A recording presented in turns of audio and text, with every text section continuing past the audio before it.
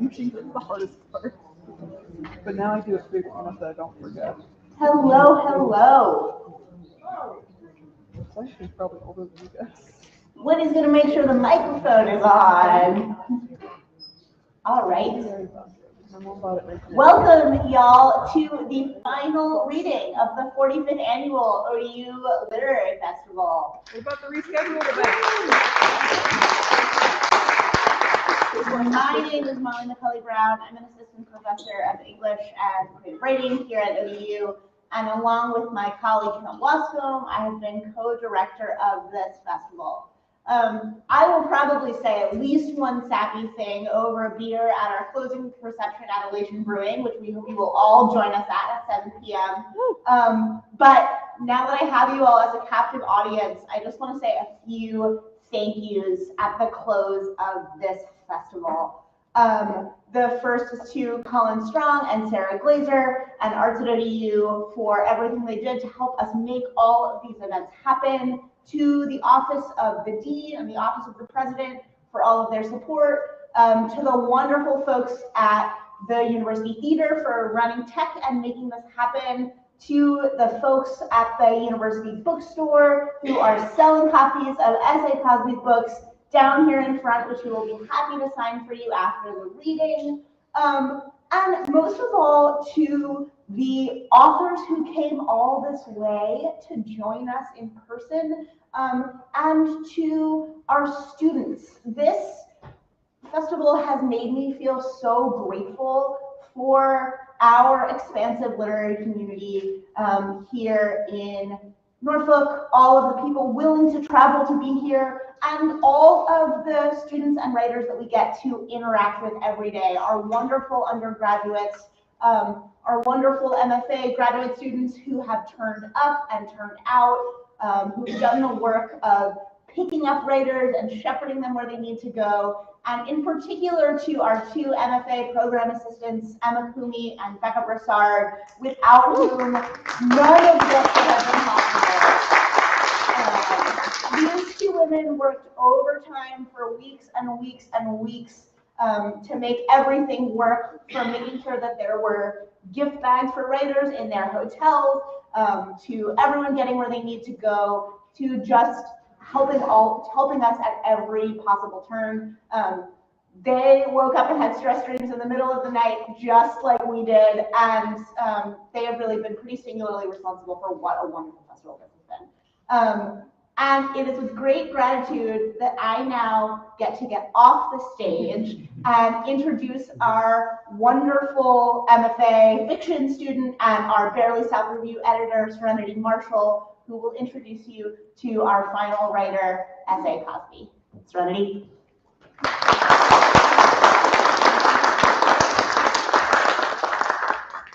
Hi, everyone. Hi. Hi, everyone. Hi. Yes, I need the energies. I'm so excited to be here introducing S.A. Cosby to you all. I want to start with a story first about how I became a fan. Professor Wascombe was like, dude, you've got to read these books. And if you've gotten recommendations from Professor Wascombe, then you know that they're always on point. And so I went home and I bought Blacktop Wasteland. And it comes, I don't have time to read right now. I'm a third year student, I have a thesis, I cannot read this book. I'm gonna read one page, maybe a sentence.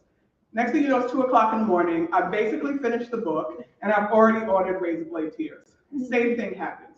It gets delivered, I already know I'm getting no work done, and I finished the book in one sitting. I also, whenever I have sort of a annotation / review, just notes when I read a book, and here's what I wrote when I finished Blacktop Wasteland. Wow, an amazing story by a Black male author writing in the tradition of Walter Mosley, but modern. He does a great job of addressing race, institutional violence, gender inequities within the Black community. More than all of that, though, the voice is strong, unique. And even though the main character ultimately prevails, you don't feel he has escaped unscathed. I love that he gave himself permission to write this into the world. About both books, Cosby's books explore the inner workings of a certain type of anti-hero, men with violent pasts looking for a last score or redemption or revenge. These are Black men drawn with exacting specificity, so human that they're universal. These books are noir and mystery and fast-paced action, but they're also character study and thought-provoking explorations of human nature. Now let's talk accolades. Los Angeles Book Prize in 2020, New York Times Notable Book, Anthony Awards winner, Best Hardcover Fiction Novel of 2021 from the International Thriller Writers. Both books have been optioned for films, New York Times bestsellers. Well, I'm going to end with Mr. Cosby's own words. This is from an interview he did with The Guardian. Quote, "The holy trinity of Southern fiction is race, class, and sex. Those are the underpinnings of the great books of the South. For me, the best Southern fiction takes the hypocrisy of the South, a region that seeks to steep itself in religion and moral rigidity, and melds that with the reality of a multitude of social, sexual, and class backgrounds and situations." End quote. So I mostly measure a book by how I feel when I'm done. Have I changed? Do I see the world differently? Well, these books hit those marks and more. You will leave them transformed. And now please join me in welcoming the wonderful S.A. Cosby.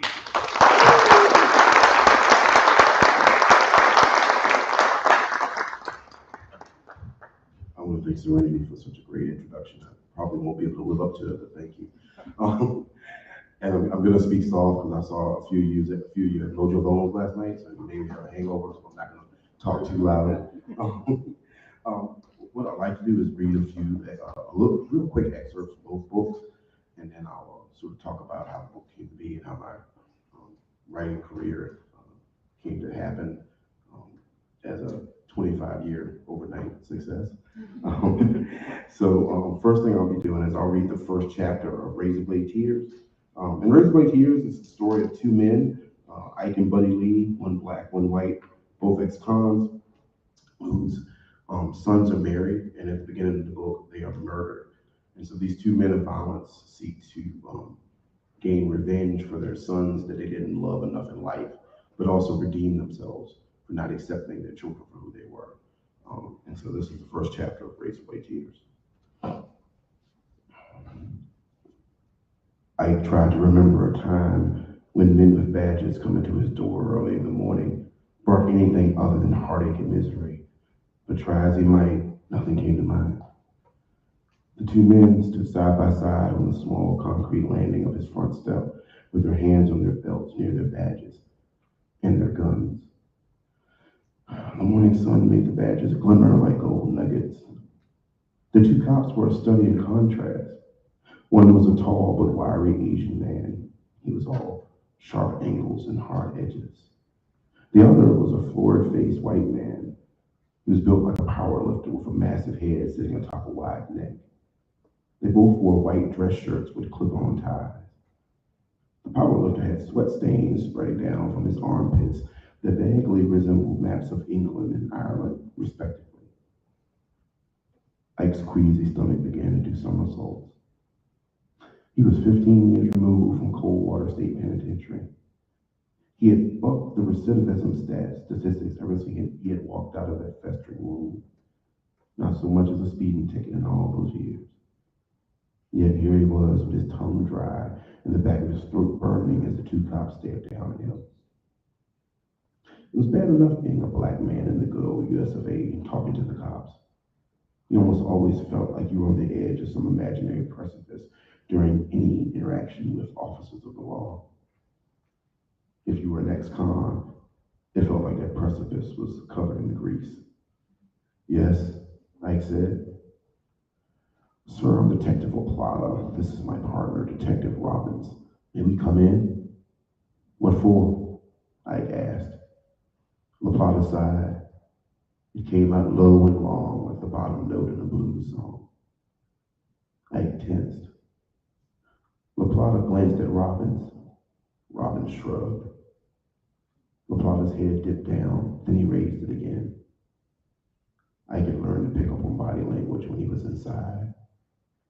There was no aggression in their stances, at least not any more than what most cops exuded on a normal 12-hour shift. The way Oplata's head had dropped was almost sad. "Sir, do you have a son named Isaiah Randolph?" he said finally. And that was when he knew. He knew it like he knew when a fight was about to break out in the yard. Like he knew when a crackhead was going to try to stab him for a bag back in the day. Like he just knew in his gut that his homeboy Luther had seen his last sunset that night. He'd gone home with that girl from the satellite bar. It was like a sixth sense, a preternatural ability to sense tragedy seconds before it became a reality. What's happened to my son, Detective Oplata? Ike asked, already knowing the answer, knowing it in his bones, knowing that his life would never be the same. And then we'll read a little bit from Blacktop Wasteland.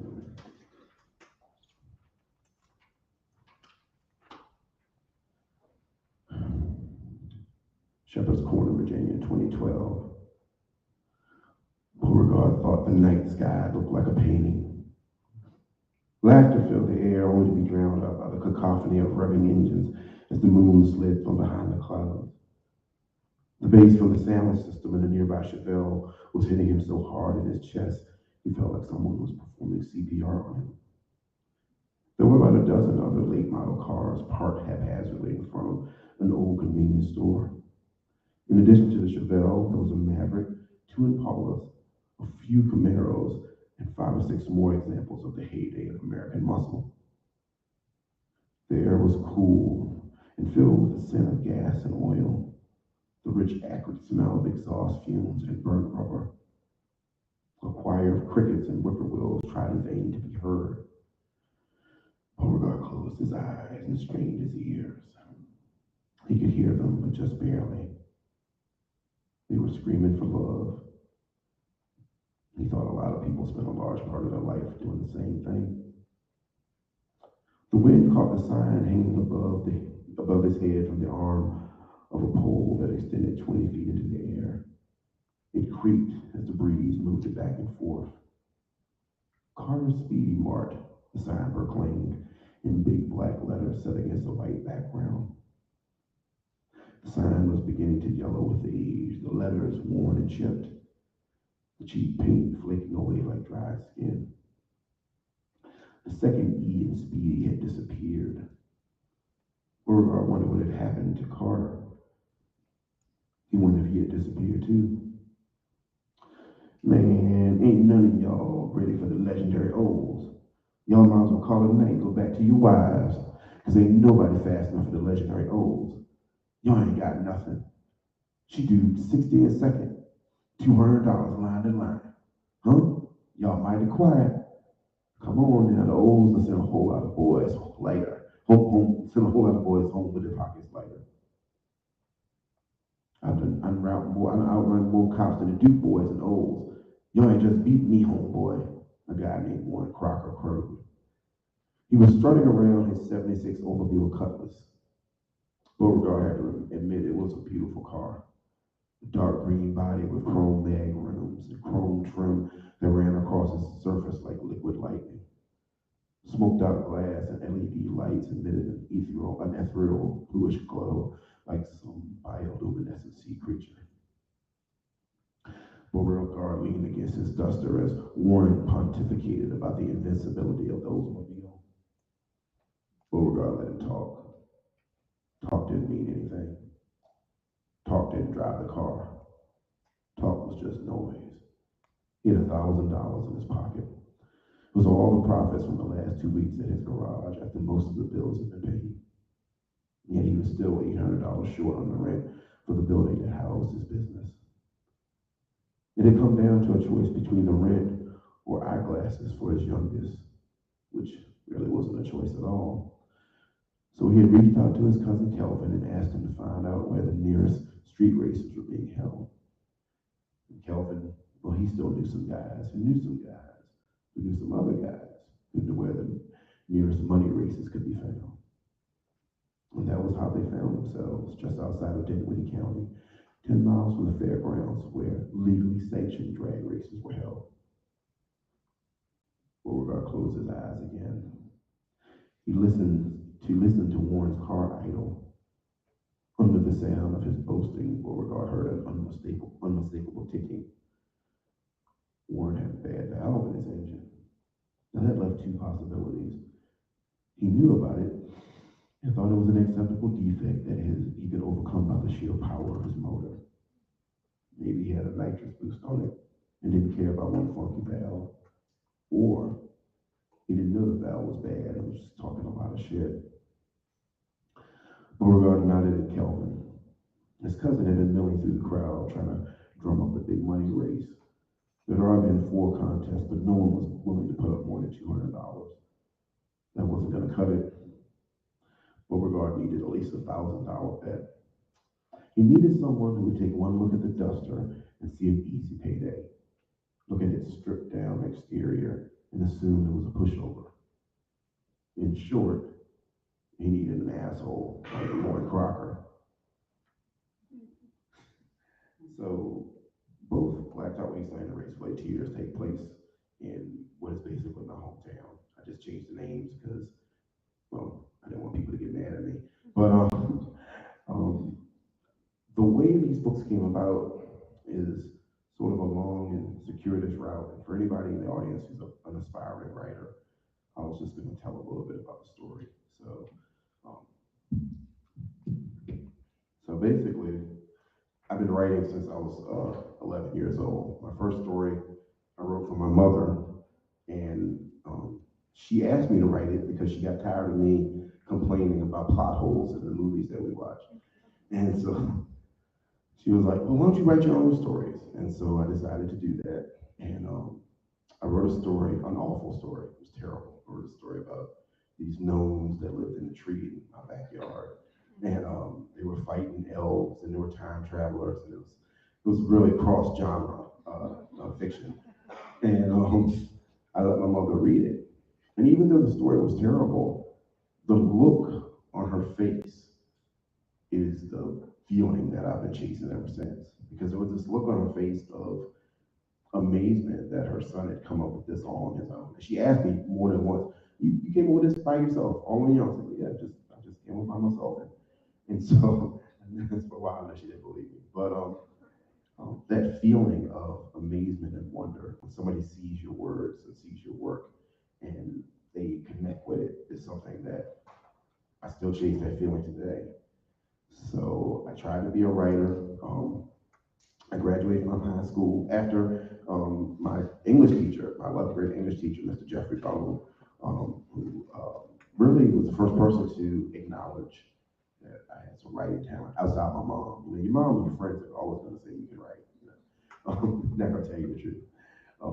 They also told me I could sing, and that's a lie. But Mr. Bowman gave me 2 books when I graduated. He gave me Strunk & White's Elements of Style, and he gave me the collected works of Samuel Beckett and Jim Harrison. And he said, the first book will teach you how to write, and the next 2 will teach you why you write. And so I went to college, majored in English, and my dream was to be an English teacher and write books in the summertime.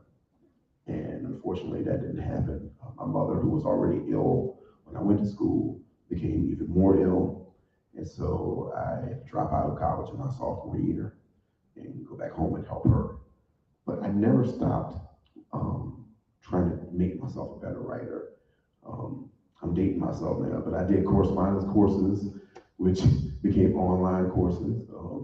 I read voraciously, not just crime fiction, but horror, literary fiction. So I read everything from 1,000 Acres by James Smiley, to Devil All Time by Donald Ray Pollock, the work of Elroy, James Elroy, Walter Mosley, Elmer Leonard, the old noir masters, Raymond Chandler, Ross McDonald, Dashiell Hammett. I read everything from Alice Walker to Justin Ward, all in an attempt to make myself a better writer. And so I continued to write. So fast forward, it's 2018, and I've written a novel called My Darkest Prayer that got rejected 78 times. Yeah. Oh, that's right. Thank you. One of like 8 people that read it. That novel got rejected a lot. And I had an agent at that time. And I think one of the things I'll tell you is that when you get an agent, you really think that you've made it. You know, that this is now it's time to pop champagne bottles. And it really isn't. There's a long, even more arduous road for getting an agent to get it published. And so me and an agent parted ways. I actually found a small publishing firm out of Maryland to publish Darkest Prayer. And so in the fall of 2018, I saved my money and I went to a huge mystery convention called Archicon, which is a mystery writing convention that moves around the country. But a lot of famous writers go there, a lot of agents go there. It's just a huge confluence of people in publishing in the crime writing genre. And I go down there basically to sort of promote my Darkest Prayer. I had no hopes of getting another agent after me and that agent had parted ways. And while I was down there, I think, luck is, it's preparation meets inspiration. Not preparation H, but actual preparation. But I had a friend who was the moderator for a Southern crime fiction panel. And one of the people who was supposed to be in the panel had dropped out. And so my friend said, well, you should join the panel. And I was like, man, I got one book, and it's on a small publisher, it's paperback, and it's like falling apart, the glue isn't holding. And he was like, it doesn't matter, man, you're one of the most knowledgeable people I know about crime fiction coming on this panel. So I get on the panel, and it's one of the best experiences of my life. I'm sitting next to writers like Ace Atkins, who writes the Quentin Colson series, Steph Post, who writes the Judah Cannon series, Alex Segura, who's a novelist and comic book writer, and my friend Eric Prude, who's a novelist, filmmaker, musician. And it was just a wonderful experience. And at the end of the panel, because we were talking about Southern fiction, so we talked about, the underpinnings, the foundations of Southern Gothic fiction, which is race, religion, class, and sex. And we had talked a lot about race and the New South versus the Old South.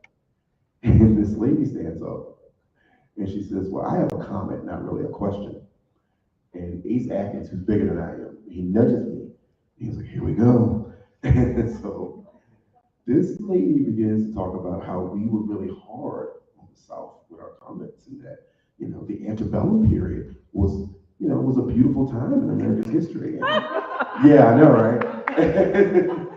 And she's like, and so she just felt like we were just being very, very negative and derogatory toward that time period in the South in general. And you could hear a pin drop in the room. Nobody was saying anything. So the moderator, who's my friend Eric, who is just an instigator of biblical proportions, he said, Sean, would you like to take that? I'm like, I would love to take that. So I said to her, I understand that you may be, a historical fan of the antebellum period, but it wasn't great for everybody. And I said, I understand you feel put upon, you feel pressed upon, you feel like, white Americans are going to be minorities eventually. I said, well, you and I, we're going to work together through that. I'm going to teach you how to be a minority in America. And so she got really mad and left. And then after the panel was over, I was in the hallway and I was rushing toward the autograph booth because I wanted to get my book signed. And I had some books from writers that I love, like Jordan Harper and Michael Conway. And this gentleman tapped me on the shoulder. And, where I'm from, somebody tapped you on the shoulder that you don't know like that. We about to throw hands, These hands like EA, they rated E for everybody. So I dropped my hands and I turned around and he was like, hi, my name's Josh Gessler and I'm a literary agent. And I really like what you were talking about on the panel. Do you have anything you're working on? I know you got a book already out, and the book I was working on was Blacktop Wasteland. And so I said, well, I have this Southern noir heist novel. He's like, great, here's my card. When you get home, give me a call and email me. So I get home, I didn't email him for 3 weeks because I'd already gone through this thing with another agent, and I just didn't feel like my work was agent worthy, I guess. And anyway, my wife, who's sitting down front, she encouraged me to send it into Josh. I sent it to him. That was November of 2018. He signed me in December of 2018. In February of 2019, he sold Blacktop Wasteland and Raceway Tears to Flatiron Books for a 2-book deal and changed my life.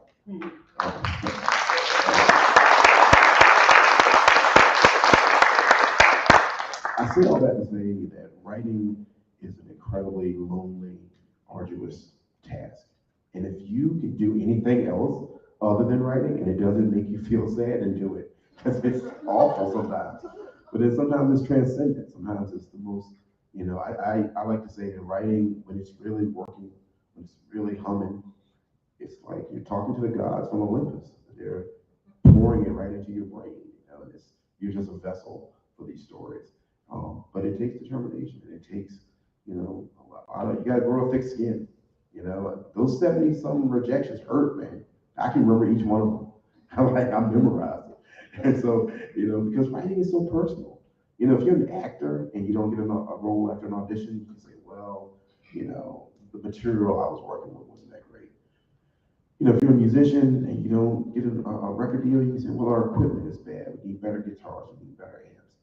Writing is you. They're rejecting you. They don't know that you were up till 1 o'clock in the morning, trying to find another word for blood. Like, I need another synonym. They don't understand the long hours, the nights that go into it, the sacrifices that you make. And so it can feel very personal. You can use spite. That's a great motivator. But I mean, in all seriousness, if you feel like writing is what you're supposed to do, then do it. Don't ever give up. I have a friend that wanted to be a writer, and she got rejected about 10 times. And she said, well, this is terrible. I don't think I'm going to do this anymore. And I said, yeah, you should quit. And she said, well, I thought you were going to talk me out of this. And I was like, no, because if you really are a writer, that would never leave your mind. Birds got to sing and bees got to sting. And if you're a writer, you got to write. That's really what it is. And it's on an obsession. It borders on madness because it has to be so much of who you are. It has to be so much of what you are. Writing is the way, writers are the myth makers. We're the ones that hold a mirror up to society and force it to confront itself. I say this a lot about the South because I'm from the South and I'm a proud Southerner, But to paraphrase James Baldwin, I love the South. And because I love the South, I reserve the right to criticize it because I know it can be better than what it is. And so basically, if you're an aspiring writer, if you're in an MFA program, creative writing program, there are very few writers that come right out of those programs and hit immediately. And I hope that you're one of those people because that's a wonderful experience. But if you're not, don't judge yourself too harsh because, it's a marathon, it's not a sprint. And every one of you have a story that only you can tell, that no one else can tell it for you. It's a story that lives inside you. It's a story that's always been waiting to be told. You just got to sit down and do it. A friend of mine said that really the best writing is like living on the edge of a knife. It'll either cut you or you sharpen that knife and use it to your advantage. And if I leave you one thing, it's like that's where you need to be when you write, on the edge, where it feels like everything's going to fall apart. That's where the best art is. That's where the best writing is made. One thing about writing is you have to be fearless. You have to write like everybody everybody that you're intimidated by is dead. You have to write like nothing else matters but the story you're telling because nothing else matters but the story you're telling. So if I don't leave you with anything else, I'll leave you with that. Also, spite. Spite is a great motivator. I'll tell you a funny story about that. So before I became a writer, I was a retail manager for a hardware store. And I decided to try to write full time. And so I resigned from my job at the hardware store. And my manager said, well, you can come back anytime you want. I said, yeah, I hope I don't have to. So I went off to be a writer. I got a part-time job working in a funeral home. And I heard, this is a small town where I live at, I heard from people that the manager was talking shit about me. Like, I haven't seen your books yet. I don't know what Sean's doing. You should come back here. It's a great career. It's not a great career. It's awful. Working retail is being treated with disdain by people who don't know what disdain means. And so when Black Top Wasteland came out, and it was the NPR's Book of the Year, it was the Guardian's Book of the Year, it was New York Times, one of their notable books of the year. It won the best novel with the Anthony Awards, the ITW Awards, the LA Times Book Circle. It won the Barry Academy. It was nominated for like the Golden Dagger. I went back to the store and I gave them a copy of the book. And I dedicated to it. So I said to blank, I don't think I'm coming back. So put that in your back pocket because that feels great. Oh my God, it's the best feeling in the world. But anyway, I just want to say thank you for having me. Thank you for letting me ramble on. I appreciate it. If anybody has any questions, I guess we can take some questions there.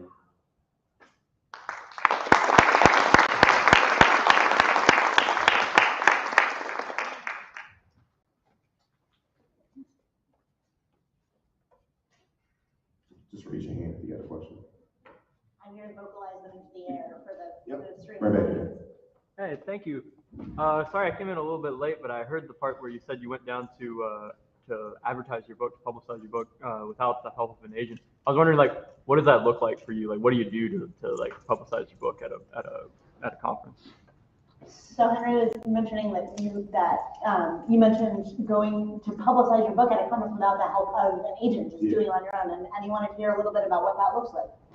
I mean, it's really kind of punk rock hustling. Like, I went down there with a backpack full of advanced copies of the book. I handed them out to anybody that wanted them. I handed them out to people who were famous. I handed them out to people I didn't know were famous, that were famous. So at one point, I was at the bar in this hotel where the conference was. And a couple of my friends were there too. We're all aspiring writers at the time. Like, we all call ourselves the class of 2018 because a lot of them have gone on to do really great things. And so we were waiting for some other friends to show up. And so I was like trying to hold down this table in the bar so nobody would sit there. And my other friend had gone to get our crew to come back. And so this really tall, lanky Englishman comes in. He's trying to get a drink from the bartender. And she's so busy. And he's just being very English about it. So he's just being polite. And so she can't hear him. She's not like registered. And he's over there. And I said, "Are you trying to get a drink?" And he's like, "Yeah, I want a scotch." I was like, "All right." So I like yelled at her, like, "Hey!" And so she comes over and gives him a drink. And he said, "Let me buy you a drink." That was real nice. I said, "You gotta do that, man."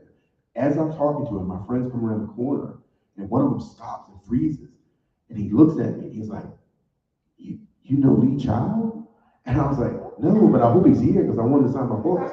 And he tapped me on the shoulder and looked at me, and he's like, I'm Lee Child.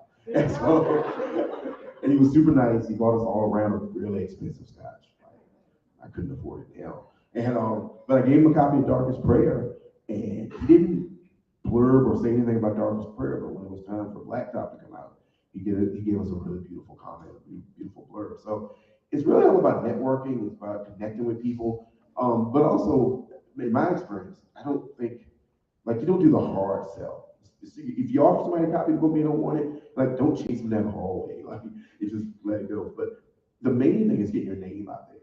It's not so much about them taking the book and buying it or telling their friends. It's about them remembering who you are. So later on down the line, when you have another book, you'll remember, oh, that's that guy, that gal that I met, or that person I met at that convention. And so you kind of stay in their head. Because here's the thing. There's a lot of talented writers in the world. There are a lot of writers that are more talented than you are. But when it comes down to it, an editor or a publisher is going to remember a positive interaction you had with them. So if you send them a manuscript and it's equal to somebody else's manuscript, they have a personal memory of you, and they don't have a personal memory of that other person, that's to your advantage. So that's what I did. I just went around and just basically threw my book at people, and like, so I ran out. So thank you for the question. Anybody else? Yep, right down in front. Hi. You mentioned Donald Pollock, who also left his 20 or 30-year career to try and write, and obviously he was successful, like you. Like, are writers like him an inspiration to you? So Will talked about that. He mentioned Donald Pollock, who also left a long career to try to become a writer and was successful. He asked if writers like that are an inspiration to you. Like, what do you think about that? Oh yeah, definitely. I mean, writers like Donald Pollock, writers like William Gay, who toured in obscurity for years, but just continued writing. You know, there are a lot of writers that do that. Robert Craig, who writes the Elvis Cole, Joe Pike series, was an advertising executive for like 20 years and left. You know, I think the thing about leaving a career, leaving a job to pursue writing, is that it's terrifying. It's the scariest thing on earth, but that fear sort of motivates you. You know, it motivates you to write something good. Stephen King has this great story in his book On Writing, which is, if you haven't read it, it's an incredible autobiography and writing manual. And he talks about, working part-time writing, he was a substitute teacher. And his wife told him that he needed to give up being a substitute teacher. She said, because you keep having a safety net, you know, and you're never gonna write the books that you really should be writing until you get that safety net from under you. And I think that's true. I think it is because, you know, nothing motivates you like starvation. So it's like, you know, it's like, you know, the electric bill comes and like, that will make you find time to write. It's ready to cut the lights off. But yeah, I think those writers really did inspire me because it's never too late to pursue your dreams. It really isn't. I say that, a lot of people think that's a kind of, you know, cliche, but it really isn't. It's never too late. Like I said again, it's a marathon, not a sprint. And I also think, I don't think I could have written these books when I was 19 or 20. I just didn't have the skill set because writing is a skill. It's just like lifting weights, you know, it's something that you have to work at to get better at. I just finished a novel recently where I had to reconfigure some things because the things I wanted to do were still a little bit beyond my skill set. But that doesn't mean I won't get there.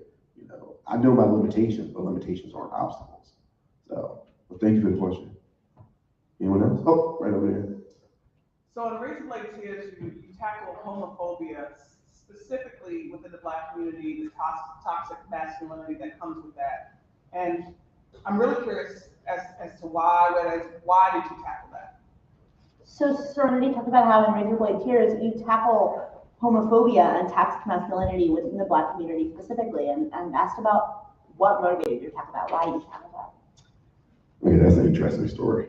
So, my dad has 12 brothers and sisters, so I have a ton of cousins. Yeah, I know, right?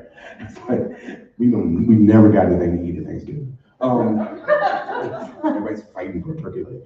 But one of my cousins is gay, and we didn't care. The kids knew. All my first cousins knew. We could care less. But he hid it from his parents, who were my aunt and uncle. He lived in Atlanta with his partner, and he was, living his best life. The only thing was he wasn't living his full life. He would come home for reunions, or we'd be at a cookout. He would always introduce his partner as his roommate to his mom and dad. Of course, we knew this was the love of his life. They've been together 10 years. So about 2017, he came home and he told me, he says, I'm going to tell him. I'm going to tell him, that we're just going to make up a note. Me and Joe are together. And I said, oh man, okay. Do you want us to come with you? I said, no. He said, but just, I'll probably need a drink after, so we'll all go to our local bar afterwards. So we go, me and my brother and my other cousin go to the local bar, we're waiting for him. And he comes in, and I knew as soon as he came in, he just looked crestfallen. And he sits down and he said, it didn't go well. And I was like, oh man. I said, what did they say? And they said, don't ever come home again. And then he said something that really just stuck with me. It still to this day sticks with me. He said, maybe I should have just kept it to myself. And I was a bad kid. I really was. I was a rambunctious kid. I got in more than one fight. I ran with wild people. The whole the street race scene in the beginning of Black Dog Wasteland is taken from true life. I was doing all that kind of stuff. But I never felt like my mom didn't love me. And when he said that, I could not conceive of a world where the people who are supposed to love you unconditionally don't. And it just stuck with me and it bothered me so bad. And then I just kind of started thinking about homophobia in the Black community, and especially in the South. My cousin also said, in the South, if you can lead a church choir or you can do hair, they don't care if you're gay. Leave you alone. Anything else, they don't want to hear. And those things sort of boiled inside me for a long time. And so I wanted to write a book specifically talking about those things in addition to racism, classism, poverty, and inequality. And so I wrote it, and then I let him read it, and he liked it. He was like, oh man, what do the people back home think? I was like, I don't give a fuck. But yeah, that's where the book came from. Thank you for the question. Yeah, right there front. So you mentioned at several points drawing on the mirror and reflecting the South to showcase it, critique it. And you also mentioned that you draw upon your own stories and other people's experiences, which made me think of an old saying, I've never let the truth get in the way of a good story. Do you agree or disagree with that saying, and if so, why? Yeah, so he asked about the saying, never let the truth get in the way of a good story, and he asked about it in relationship to the way you talk about critiquing the South. If you agree or disagree with that statement, and why? I definitely agree with that. I mean, I think, the truth is boring. Like novels are not supposed to be documentaries. It's no, and nobody wants a 300-page sermon. And so I take stories from my own life, my friends, and I turn them up to 11. So for instance, the mother in Black Tie Wasteland, when my mom, she's passed on, and when she read it, she's like, is that lady, is she supposed to be me? And I was like, no, not at all. That's not she. But my mom is not as bad as Ella. Ella's my mother turned up on 11. And so I take those ideas and accentuate. I think because, again, I think the best way to hold a mirror up to society is to tell myths. I mean, like the Greek tragedies, the Greek myth, Roman mythology, Mesoamerican mythology is taking stories, taking the reality that people lived in and heightening it. And I think that's the best way to get your point across sometimes. For me, crime fiction is the gospel of the dispossessed, because crime fiction is the one genre that I think everybody can relate to, because it's about desperation. It's about being pushed to your limits. And that's no disrespect to literary fiction. I love literary fiction. As I said, I read literary fiction, but some literary fiction is, like my friend Todd Robinson said, is 300 pages of people talking about doing something. And so, crime fiction is, they're talking about, what Charles has done. And crime fiction is, we killed Charles, and now what are we going to do? So I definitely agree with that sentiment. Thank you for the question. Anyone else? Yes, ma'am. So you've done a book a year, for years. How did you So you've done a book a year for the last 4 years. How did you do it?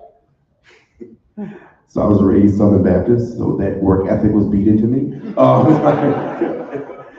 No, I really, to be perfectly honest, I didn't think Black Tie Wasteland was going to be a success. So I just wrote a follow-up. My Darkest Prayer, I thought was a good book, but it wasn't like this roaring success. So my plan was to just keep writing books until one of them hits. I didn't know that Black Tie was going to do what it did. And I definitely didn't know Razorblade was going to do what it did. If you had told me 5 years ago that Razorblade Tears would be on former President Obama's summer reading list until you had your head examined, I never thought that would happen. And when I found, it's funny, the way I found out, I was doing edits in my most recent novel, and one of my friends called me, they were like, you gotta go on Twitter. I'm like, for what? It's 9 o'clock in the morning. They're like, go on Twitter. So I thought somebody had died, because that's usually what happens. And I went on Twitter, and he made a tweet, and I looked hard, because I was like, I can't believe that's my name. And then I was eating Fruit Loops while I was editing. And I started crying and laughing at the same time, and eating the Fruit Loops all at once. I was like, I can't believe this. And I ran in the living room, and I told my wife, I was like, look at this. And she started crying, and like the cat was freaking out. It was great. But I am taking a break, small break, my new break. I'm a little obsessed with writing. I'm a lot obsessed with it, I'm not gonna lie. So I have ideas constantly. I write them down, I put them in Google Docs. There's a whole cavalcade of Google Docs that are like all over my computer. But it's just, I feel most content when I'm writing. I mean, I have fun. I go out with my friends. I go out with we go to dinner and enjoy conversations and stuff. But I never feel quite as at peace as when I'm writing. So I don't know what that says about me. I probably need therapy. But thank you for the question. Anyone else? You got time? Yes, Wendy. Now that you become a success, I'm curious if you have any old material that you thought you want to make sure that it gets into the world. If you had a book that you used in the past and you want to make sure that, because we say like they would read juniors into your work now that you become a success. And I'm curious if you have any old material that you want and what it's about.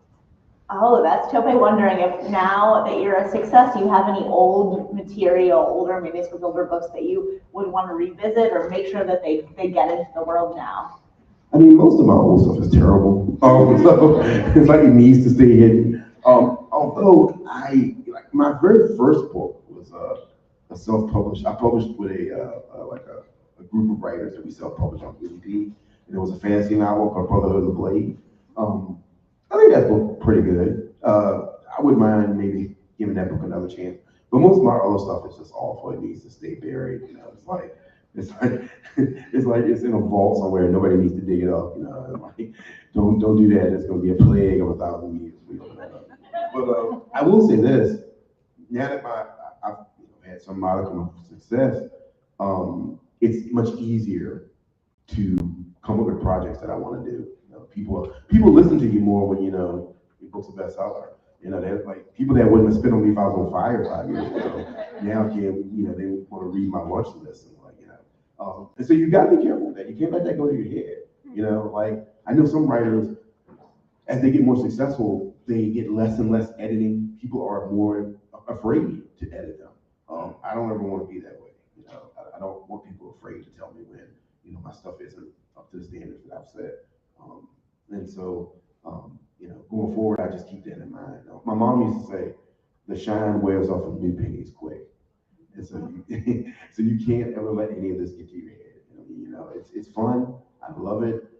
I ain't a lot of money. It's great. It's fantastic. But you can't let it get to your head because the money and the awards is not the thing. The art is the thing. The words is the thing. And you got to make sure that again, I'm gonna quote Stephen King here. Come to writing any way you want. Come to it because you want revenge on someone. Come to it because you're spiteful. Come to it because you feel like it's the only thing you can do. But do not come to it lightly. Take it seriously because it is serious. It is, writing, we're the scribes, we're the griots, and it means something. Your words in the world mean something. Take that seriously. It is an awesome responsibility. And I try my best to take it seriously. Thanks for the question. Yes, brother. I'm still enjoying Razorblade Tears, and I just love the character of Buddy Lee. You had mentioned just now one of the sayings from your mother.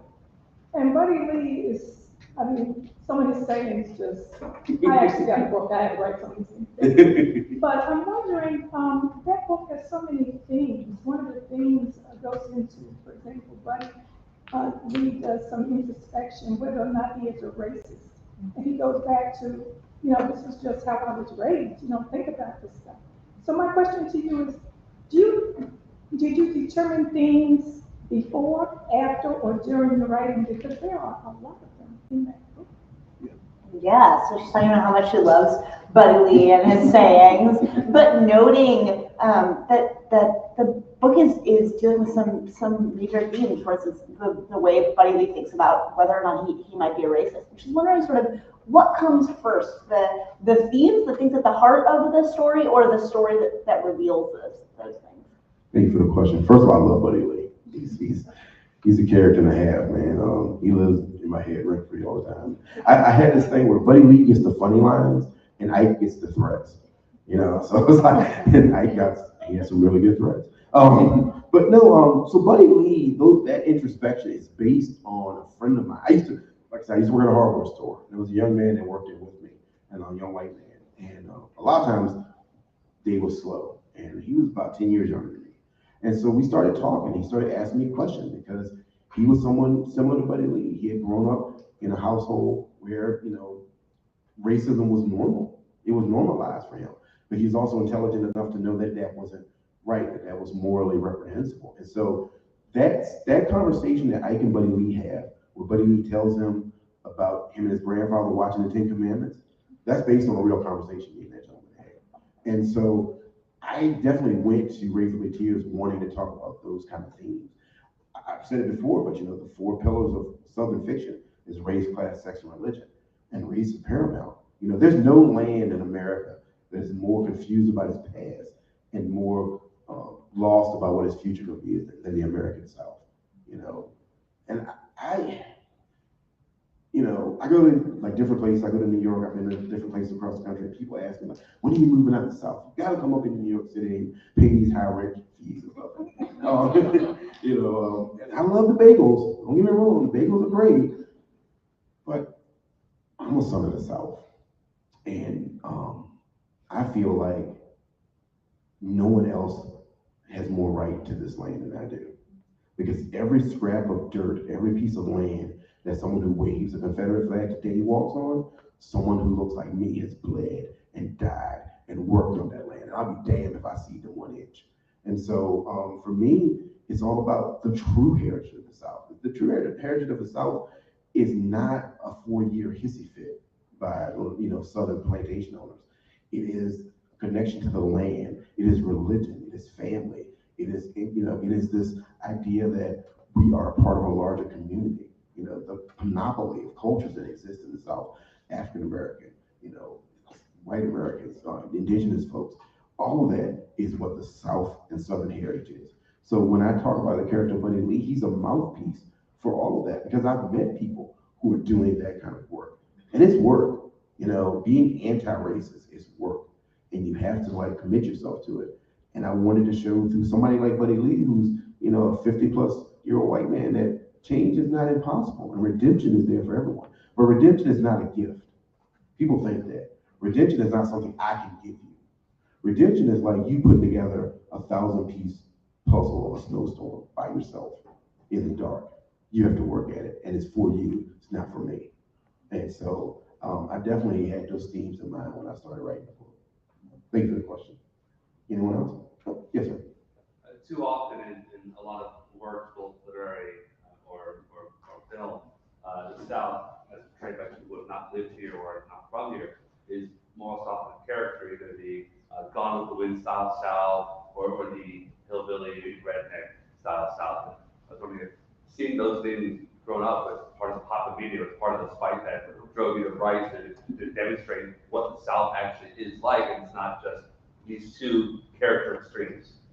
Yes, so it's asking a really wonderful question about whether or not the way that the South frequently gets portrayed by people who are not Southern in popular media as a kind of caricature, right? And experiencing that growing up and then in your adult, whether the spite, the anger, seeing that and the desire to change it was part of what drove you to writing the page. Oh yeah, definitely. I'll tell you 2 stories about that real quick.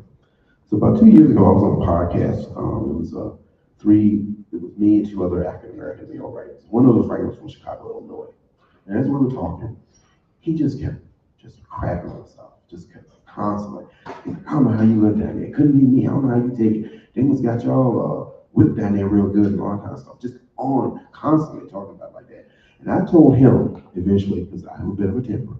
And so I said, I grew up in Matthews County, Virginia. It's the smallest county in Virginia, 8,000 citizens.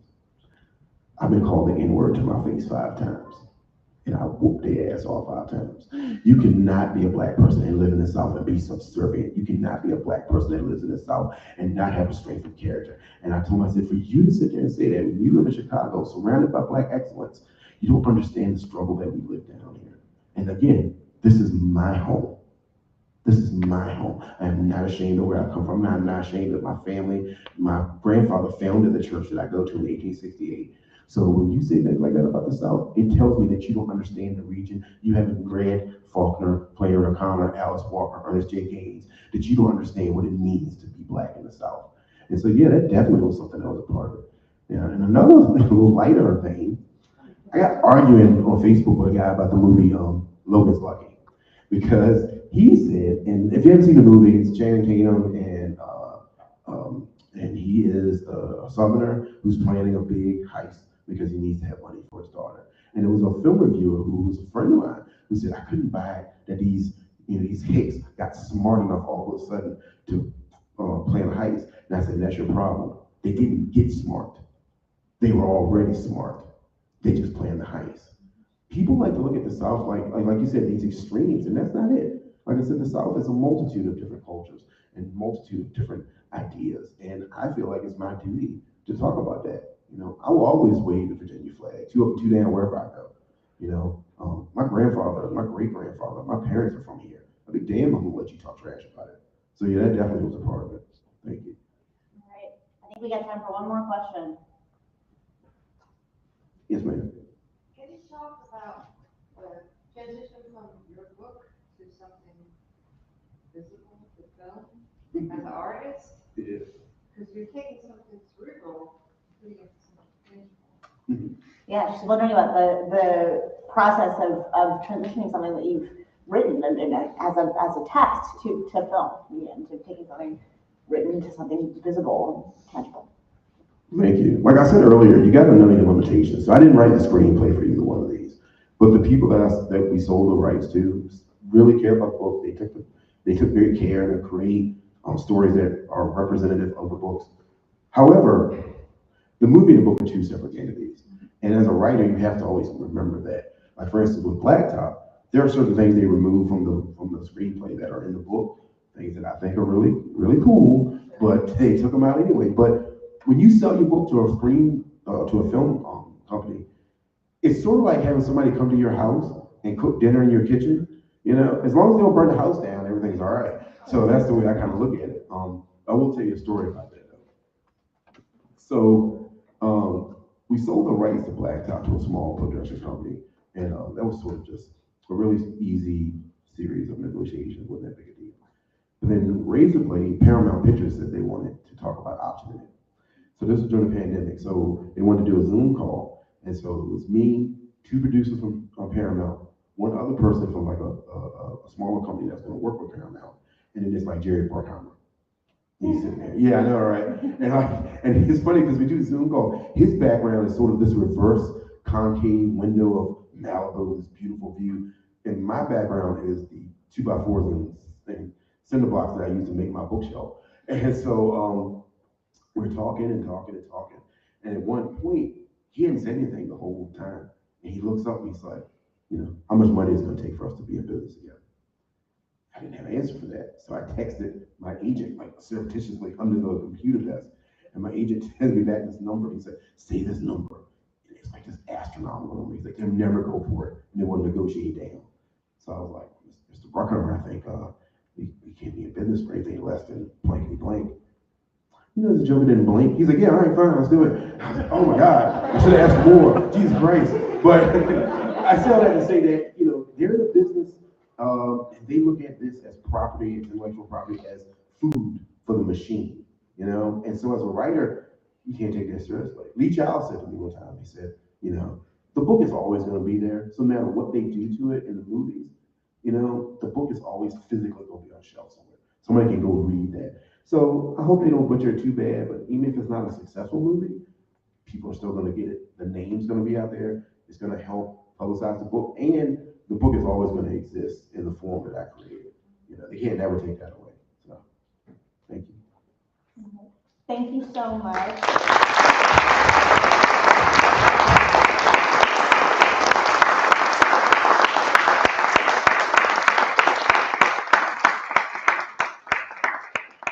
I know there are more questions and more folks who would love to talk with Cosby and get their book signed. So I hope you will all come on down to the front.